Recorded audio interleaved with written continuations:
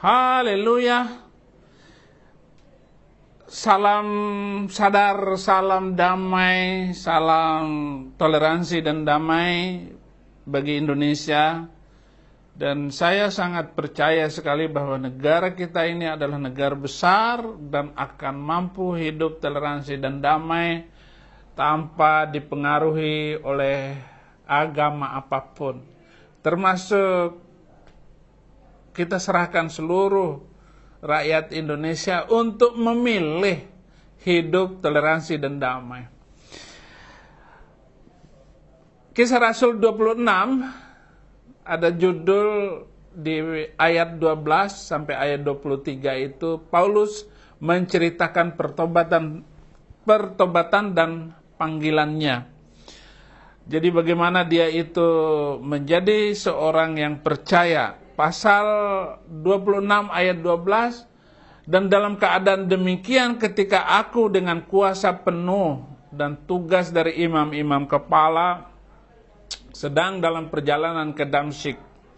Tiba-tiba, ya Raja Agripa, pada tengah hari bolong aku melihat di tengah jalan itu cahaya yang lebih terang daripada cahaya matahari. Turun dari langit meliputi aku dan teman-teman seperjalananku. Kami semua rebah ke tanah dan aku mendengar suatu suara yang mengatakan kepadaku dalam bahasa Ibrani, Saulus, Saulus, mengapa engkau menganiaya aku? Sukar bagimu menendang ke galah rangsang. Tetapi aku menjawab, siapa engkau Tuhan? Kata Tuhan, akulah Yesus yang kau aniaya itu.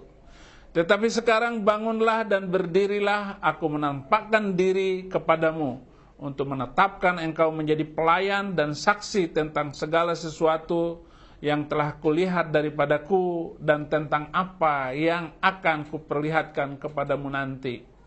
Aku akan mengasingkan engkau dari bangsa ini dan dari bangsa-bangsa lain, dan aku akan mengutus engkau kepada mereka untuk membuka mata mereka supaya mereka berbalik dari kegelapan kepada terang dan dari kuasa iblis kepada Allah, supaya mereka oleh iman mereka kepadaku untuk memperoleh pengampunan dosa dan mendapat bagian dari apa yang ditentukan untuk orang-orang yang dikuduskan. Sebab itu ya Raja Agripa, kepada penglihatan yang dari surga itu tidak pernah aku tidak taat. Tetapi mula-mula aku memberitakan kepada orang-orang Yahudi di Damsyik, di Yerusalem dan seluruh tanah Yudea, dan juga kepada bangsa-bangsa lain bahwa mereka harus bertobat dan berbalik kepada Allah, serta melakukan pekerjaan-pekerjaan yang sesuai dengan pertobatan itu. Karena itulah orang-orang Yahudi menangkap aku di bait Allah dan mencoba membunuh aku. Tetapi oleh pertolongan Allah aku dapat hidup sampai sekarang dan memberi kesaksian kepada orang-orang kecil dan orang-orang besar. Dan apa yang kuberitakan itu tidak lain daripada yang sebelumnya telah diberitahukan oleh para nabi dan juga oleh Musa, yaitu bahwa Mesias harus menderita sengsara dan bahwa ia adalah yang pertama yang akan bangkit dari antara orang mati, dan bahwa ia akan memberitakan terang kepada bangsa lain dan kepada bangsa-bangsa lain. Ajakan kepada Agripa untuk percaya. Jadi waktu itu Paulus langsung menginjil kepada raja. Sementara Paulus mengemukakan semua itu untuk mempertanggungjawabkan pekerjaannya. Berkatalah Festus dengan suara keras, engkau gila Paulus. Ilmumu yang banyak itu membuat engkau gila. Tetapi Paulus menjawab, aku tidak gila Festus yang mulia. Aku mengatakan kebenaran dengan pikiran yang sehat.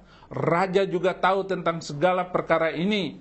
Sebab itu aku berani berbicara terus terang kepadanya. Aku yakin bahwa tidak ada sesuatu pun dari semuanya ini yang belum didengarnya. Karena perkara ini tidak terjadi di tempat yang terpencil. Percayakah engkau Raja Agripa kepada nabi? Aku tahu bahwa engkau percaya kepada mereka. Jawab Agripa, hampir-hampir saja kau yakinkan aku menjadi orang Kristen. Kata Paulus, aku mau berdoa kepada Allah supaya segera atau lama-kelamaan bukan hanya engkau saja, tetapi semua orang lain yang hadir di sini dan yang mendengarkan perkataanku menjadi sama seperti aku, kecuali belenggu-belenggu ini. Lalu bangkitlah raja dan wali negeri serta Bernike dan semua orang yang duduk bersama mereka. Sementara mereka keluar, mereka berkata seorang kepada yang lain, orang itu tidak melakukan sesuatu yang setimpal dengan hukuman mati atau hukuman penjara. Kata Agripa kepada Festus, orang itu sebenarnya sudah dapat dibebaskan sekiranya ia tidak naik banding kepada Kaisar. Haleluya. Inilah keadaan yang menimpa Rasul Paulus 2000 tahun yang lalu, dan bagaimana dia itu mempertanggungjawabkan semua apa yang sudah diajarkannya, termasuk perbandingan keimanan dia, imannya yang dulu sebagai orang Yahudi dan imannya sekarang yang penuh dengan cinta kasih, yang penuh dengan hidup toleransi dan damai. Kalau orang-orang Yahudi dan imam-imam kepala itu gampang tersinggung karena ajakan untuk menerima Yesus Kristus sebagai Tuhan dan Juru Selamat. Apalagi yang dikatakan oleh Yesus kepada orang-orang Yahudi waktu itu, aku akan menderita. Kemudian datang Paulus bahwa Yesus, Mesias itu akan menderita. Dan penderitaan itu adalah bagian yang sudah dicatat dalam kitab Musa, dalam kitab Yesaya, dalam kitab Yeremia, sampai penggenapan terakhir itu. Di Yunus juga dikatakan dia akan menderita tangisan-tangisan, bagaimana orang-orang menghinanya dan memukulnya, mengejeknya, meludahinya dengan kata-kata yang tidak seimbang. Jadi ketika Yesus muncul setelah nabi-nabi terakhir itu, muncullah Yesus Kristus, dan apa yang diucapkan oleh Yesus Kristus sendiri, bahwa dia akan menderita penganiayaan atas perintah imam-imam, yaitu yang terkumpul dalam MUI, Majelis Ulama Israel, dan dia mati di atas kayu salib dengan cara demikian. Kalau kita teliti, kalau kita telaah, apakah salah Yesus Kristus sehingga harus mati di atas kayu salib? Tidak ada salahnya. Tidak ada salahnya. Hanya karena dia melakukan mukjizat-mukjizat itu yang luar biasa sehingga orang banyak percaya kepada Yesus Kristus. Marahlah MUI, Majelis Ulama Israel itu, marah besar. Bahkan bapak-bapak tahu, saudara-saudara tahu, murid-murid Yesus juga melakukan mukjizat yang luar biasa. Termasuk MKC. Yang bertobat masuk Kristen pertama itu adalah Pak Sunet. Pak Sunet. Bapaknya MKC, dia sakit keras, kemudian didoakan oleh pendeta, sembuhlah bapaknya MKC. Akhirnya dia masuk Kristen. Ada pendeta yang menunjukkan, yang mendoakan MKC, bapaknya MKC sembuh. Dan melihat bapaknya masuk Kristen, MKC marah kepada bapaknya. Waktu itu tahun 2000-an, MKC masih marah kepada bapaknya, dan akhirnya dia tertarik dengan iman bapaknya ini, Pak Sunet ini. Lalu masuklah MKC dan belajar kekristenan, belajar Alkitab. Luar biasa. MKC kemudian mendoakan, ada orang yang dipasung sudah bertahun-tahun karena gila. Dan gilanya itu ngamuk. MKC mendoakan orang gila itu. Yang luar biasa, sembuh. Orang gila itu sembuh. 2 hari kemudian orang gila ini manjat pohon kelapa. Maka makin semangatlah MKC di dalam memberitakan Injil itu. Dan tidak kurang 25 orang terima Yesus waktu awal itu. Sehingga MKC diusir dari Pangandaran, dari tempat kelahiran KC, oleh Haji Otong, MUI, Ketua MUI Pangandaran, Majelis Ulama Indonesia. Lalu dibawa, untung ada Kapolsek waktu itu, dan Kapolsek itu sudah meninggal sekarang, yang membantu MKC sehingga selamatlah MKC dari kampung itu. Anaknya Febri yang sekarang ini jadi pengacara saya untuk membantu MKC, itu masih kelas 5 SD. Bayangkan anak sekecil itu melihat bapaknya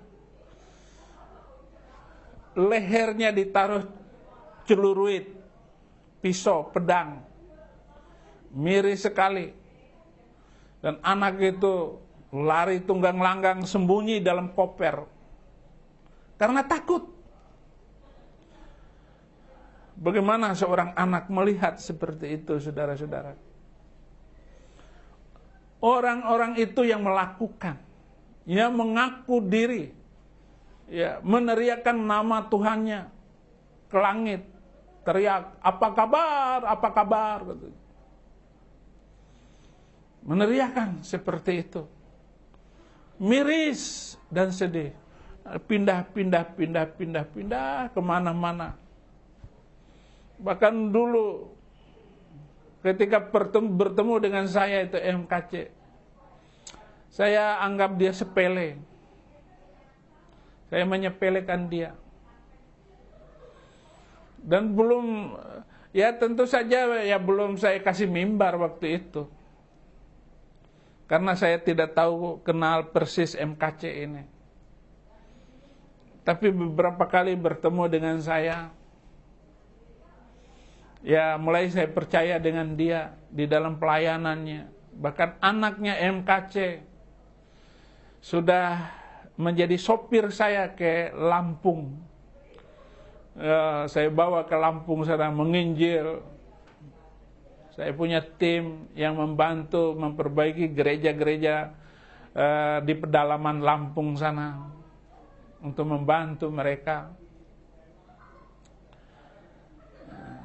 Dan dalam keadaan lari kemana, kesana kemari itu, Febri bisa menyelesaikan kuliahnya. Cara Tuhan yang luar biasa itu, anak bisa sekolah, saudara-saudara. Karena dimusuhin, pindah ke sana dan kemari. Ekonomi yang tidak memungkinkan anak itu bisa sekolah. Tetapi Tuhan itu tetap luar biasa. Janji Tuhan, aku akan menyertai engkau sampai akhir zaman. Demikian juga saya, ya. Walaupun 3 anak saya sekarang ini belum terima Yesus Kristus, mereka kuliah luar biasa, selesai semuanya. Anak-anak saya bahkan dapat beasiswa pula. Cara Tuhan yang tidak pernah dinalar oleh saya sebagai pendeta. Saya tidak pernah menyangka suatu saat bahwa saya akan bisa pergi kemana-mana, terbang ke Amerika, ke Australia, ke Eropa, ke negara-negara Asia, Singapura, Malaysia, Taiwan, ke China, hanya karena kemurahan Tuhan. Maka itulah bagian yang membuat saya menangis adalah Kisah Rasul 26 ayat 22. Oleh karena kemurahan Tuhan, aku hidup sampai sekarang ini, agar aku bisa memberitakan kepada orang besar dan orang kecil, dan apa yang kuberitakan ini sama dengan yang telah disampaikan oleh Musa dan para nabi. Jadi selama kita berbicara yang benar, berbicara dan membela kebenaran, bukan karena orang-orang yang mau menangkap MKC supaya masuk penjara. Oh, beda jauh, orang Kristen gak boleh begitu. Gak boleh melaporkan. Adapun Yahya Waloni itu dilaporkan, ya karena udah keterlaluan omongannya. Ya, bagaimana kalau saya mengatakan itu kepada, membalikan omongan Abdus Somad yang kotor itu, menghina lambang kekristenan. Walaupun dia ngomong itu di kalangannya sendiri, dan itu hanya ada pertanyaan orang. Orang yang waras tidak akan ngomong seperti itu dan berbicara seperti itu. Bahwa di salib itu ada jin kafir. Lalu jin kafir itu memanggil-manggil, haleluya, haleluya. Itu adalah ucapan keramat. Haleluya tidak bisa dipermainkan, apalagi mengatakan bahwa itu haleluya itu ucapan iblis. Dari mana dasarnya omongan manusia seperti itu? Bagaimana dia bisa berasumsi seperti itu? Bahwa jin kafir di salib itu memanggil haleluya, haleluya.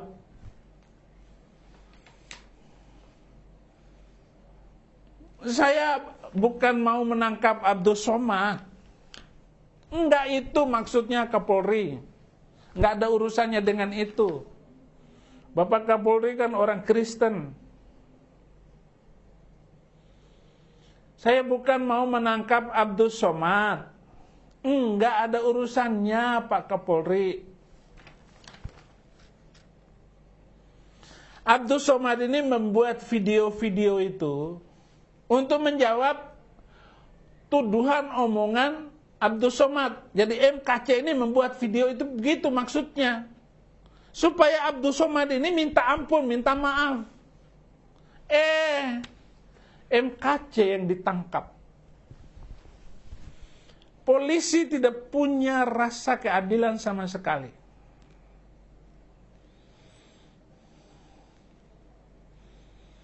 Baru sehari dalam penjara, dalam tahanan, disiksa.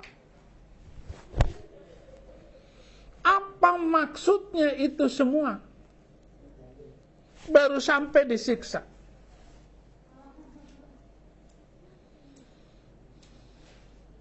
Dan setelah disiksa nggak boleh ditemuin. Katanya COVID. Jadi penyidik ini telah berbohong. Berbohong. Ini bukan menyebarkan berita bohong, tapi sudah bohong. Berbohong kayak begitu tuh, menyebarkan berita bohong itu pasal 14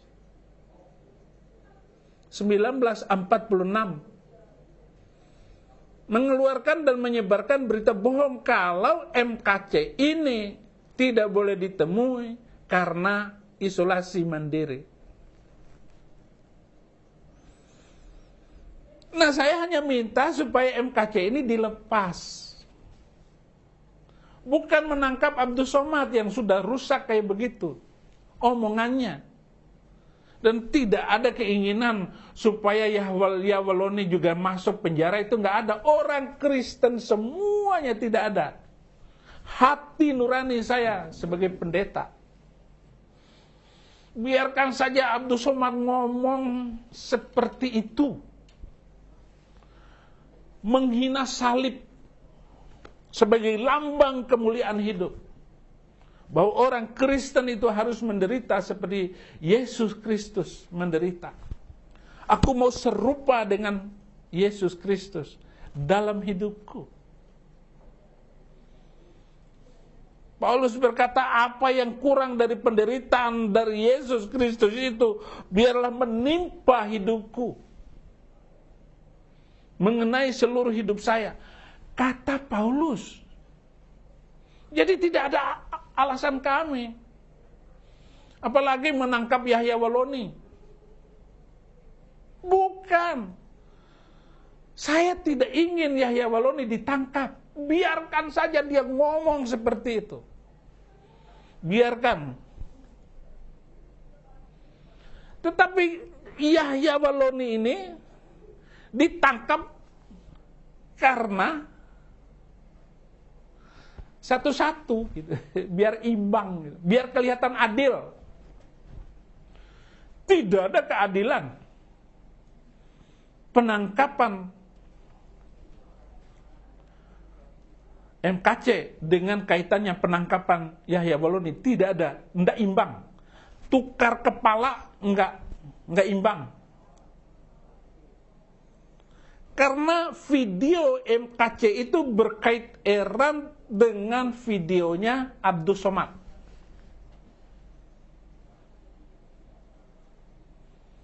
Oleh karena itu, Bareskrim harus menangkap Abdus Somad. Dalam nama Yesus, kalau mau ngomong keadilan, kalau berbicara tentang keadilan hukum, nggak ada kaitannya mau menangkap Abdus Somad, mau menangkap Nandar, mau menangkap Irene Handono, mau menangkap Menekhem Ali, mau menangkap siapa lagi, banyak sekali penghina-penghina Kristen itu. Pak Kapolri, sampai hari ini belum ada orang Islam yang menghina Kristen yang ditangkap. Buku-bukunya saya sudah kumpulkan.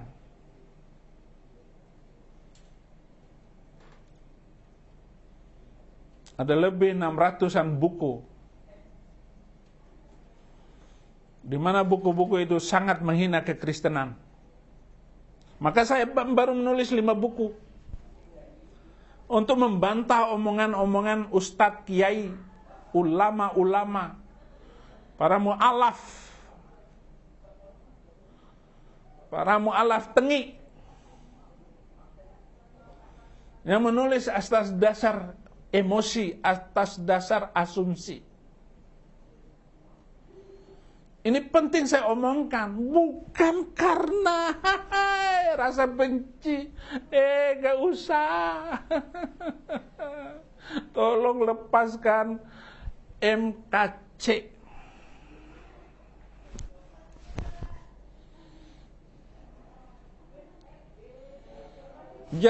Saya yakin ini penangkapan MKC itu ada orang penting yang menyuruh ini. Sama dengan saya dulu. Yang menangkap saya ini setelah ditelusuri, sampai ke titik orang itu yang membenci Saifuddin Ibrahim. Karena saya membalas semua hinaan orang-orang itu lewat buku dan khutbah saya. Tapi saya membalasnya dengan gentleman. Ayat ini ngomong ini, Quran ini, Alkitabnya ini, hadisnya ini, jawabnya begini. Supaya jangan ngomongin lagi. Marah. Tidak bisa dibuktikan. Kesalahan saya itu nggak ada buktinya sama sekali. Kalau ngomong bahwa Abdus Somad itu dia ceramah di kalangannya sendiri di pengajian subuh menurut klarifikasi Abdus Somad. Nih itu video saya hanya saya ngomong ke sopir taksi. Itu kan hanya 2 dan sopir taksi masih Islam sampai sekarang. Kenapa saya divonis 4 tahun oleh hakim? Jaksanya waktu itu minta maaf kepada saya. Karena tuntutan dia itu bukan tuntutan jaksa itu, tapi tuntutan yang jaksa dari atasnya. Katanya. Saya masih ingat semua. Karena saya saksi hidup. Saya ini korban dari undang-undang penistaan agama itu. Karena saya tahu, saya paham Abdus Somad ngomong kayak begitu. Kenapa dia bilang seperti itu? Karena kitab sucinya bukan sekedar menghina. Kalau sekedar menghina mah belum apa-apa. Dan orang Kristen walaupun dihina, dihutbah di mana-mana, di seluruh Indonesia ini, toa masjid itu dikerasin ke rumah orang Kristen, diarahkan ke jendelanya, ke pintunya. Dan kiainya sengaja itu khutbah kayak begitu. Kami orang Kristen diam aja, 5 kali sehari toa masjid, nggak mengganggu iman kami. Kenapa? Karena saya ngomongin yang benar dan Alkitab berbicara yang benar.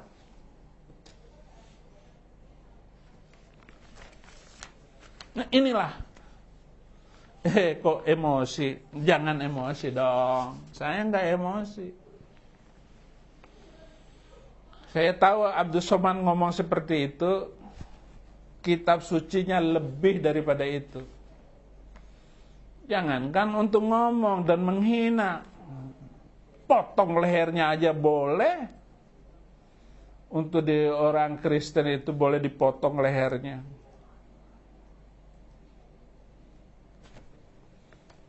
Pukul lehernya.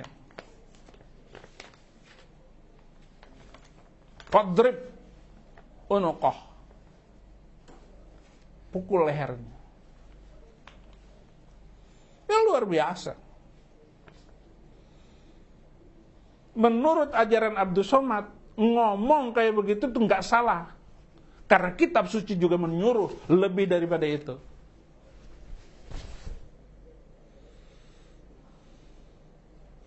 Apakah nggak boleh, Pak Polisi, saya menjawab ocehan, ejekan, hinaan, supaya kita bisa membangun anak dan keturunan kita di masa yang akan datang itu orang-orang yang luar biasa, hidup toleransi dan damai.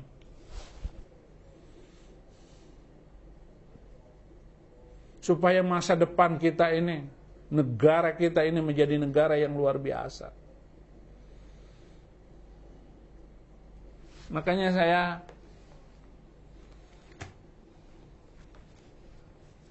la yauma illa bitilawatil Injil, tiada hari tanpa menginjil.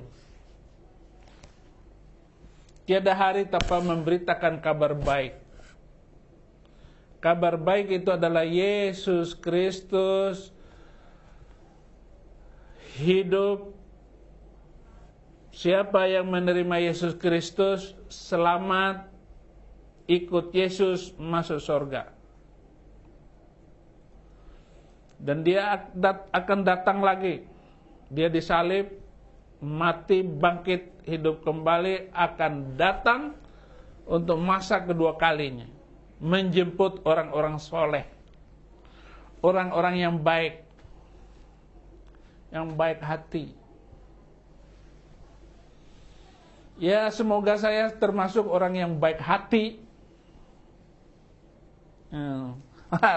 Hampir lupa ini. Ini surat MKC. Salam semuanya. Saya bacakan surat yang ditulis MKC kemarin. Salam semuanya, salam sadar. Gua mah udah sadar MKC. Kepada teman-teman YouTuber, semoga sehat-sehat selalu. Damailah para YouTuber Indonesia. tetap bersatu di dalam Tuhan. Oke, bersatu. Dalam kantong sih ya belum tentu bersatu, saudara. Terima kasih atas dukungannya. Saya saat ini di dalam keadaan sehat-sehat saja, kecuali sedikit rasa sakit di badan. Apa badan ini? ya kurang sehat, saudara, berarti. Bantu doa agar saya cepat menyelesaikan masalah yang saya hadapi perjuangan. Tidak lupa kepada Abi Saifuddin yang selalu memberikan support. Terima kasih Kace, masih ingat saya ya. Terima kasih Kace. Nama saya YouTuber Askri, disebut MKC. Para YouTuber Fafe 88, Yusuf Manubulu, Piong 77, Martir Channel, Uti Watimena Channel, Gereja YouTube. Saya kira Gereja Yusuf ini. YouTube, Tanpa Ragi Channel, dan semuanya para YouTuber. Jaya Inspirasi, Andi Simon, wah disebut juga ini Andi Simon ini, dan lain-lain yang tidak saya sebutkan. Haleluya. Terus Haji Muhammad Kosman alias Kece. Ya, kalau di teman kita di sebelah sana, Kace itu kafir celaka katanya. Biarin aja orang menghina kita, jangan balas menghina. Alias Kece itu kesaksian cerdas. Jadi bersaksi dengan cerdas. Jadi sekali bersaksi itu 3-4 orang jatuh terima Yesus, itu maksudnya. Itu namanya kesaksian cerdas. Jadi buka diri kita, buka hati kita untuk menolong dan membantu MKC. Itu di bawahnya itu saya tulis ada yang untuk bantu pelayanan saya, dan uang YouTube ini untuk gereja-gereja, ada rumah-rumah murtadin, ada rumah-rumah juga di luar daerah. Saya pakai dari uang YouTube ini. Saya cukup makan sedikit. Kalau hari-hari ini selama menangani MKC ini ditraktirin di restoran-restoran besar oleh mereka. Ya kalau saya ya lebih baik saya makan di warteg dengan anak-anak rohani saya, itu sudah kenyang. Tapi kalau makan di restoran besar, saya nggak makan nasi. Saya makan aksesoris nasi saja. Karena nasi sudah ada di rumah. Luar biasa saudara-saudara. Saya terima kasih MKC. Saya sudah bacakan surat kamu. Mungkin ini untuk menambah semangat dan spirit saya membantu Pak MKC, membantu keluarganya, membantu siapapun agar nama Yesus ditinggikan dan dimuliakan. Hanya nama Yesus, hanya nama Yesus, hanya nama Dia. Haleluya. Saya sudah ada tamu. Terima kasih karena ada anak rohani saya yang harus saya siapkan menikah hari Minggu ini. Ya, begitulah cara saya menyiapkan anak-anak rohani, membangun kebersamaan di dalam melayani Tuhan. Terima kasih untuk persiapan ini. Terima kasih untuk saudara-saudara semuanya atas dukungan dan doa kepada saya, MKC, sekeluarga, dan mendoakan para penginjil yang juga hidupnya susah di mana-mana. Saya tahu saudara-saudara, saya diminta oleh Anda mohon maaf belum saya bisa mengirimnya. Iya. Nanti kalau ada berkat lebih daripada peruntukan saudara, pasti saya kirim. Terima kasih, Tuhan Yesus memberkati.